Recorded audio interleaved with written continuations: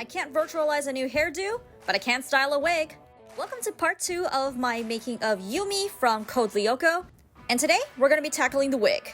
My base wig was from Epic Cosplay Wigs, and this is going to be my first time working with a lace front wig.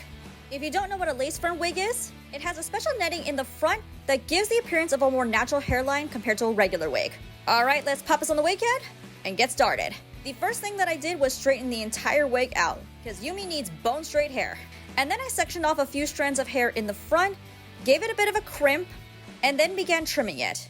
This is to create the little wispy bangs that Yumi has at the front. Once I chopped it, it was starting to pop up, so I hit it with hairspray and a blow dryer. Next, I trimmed the bottom to the length that I wanted it for Yumi, and then just to really set it in place and keep the length as close as possible together, I crimped the bottom.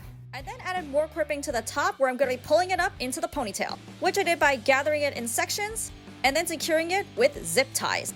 I then cut the little ponytail into the length I wanted and hit it with a lot of hairspray. That's all well and good, but if you look in the back, you can clearly see the wefts from when I pulled up the ponytail. To cover that, I took some of the leftover hairs that I chopped off the ponytail and created some glued wefts.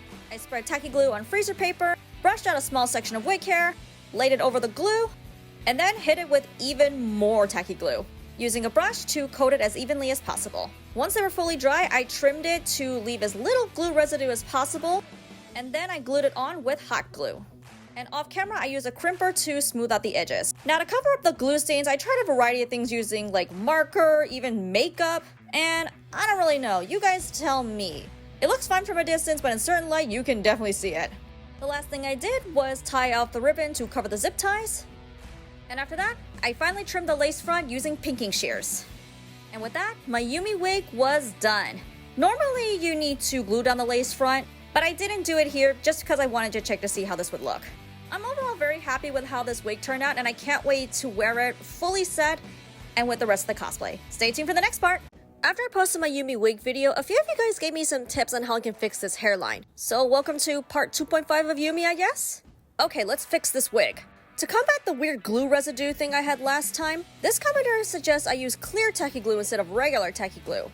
So I prepared the wefts the same way I did before, except using clear tacky glue.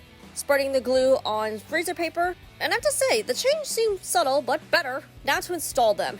This commenter suggested placing them in the wrong direction and flipping them down. I'm gonna do a modified version. I crimp the wefts, and then I pre-make the flip by bending the top part.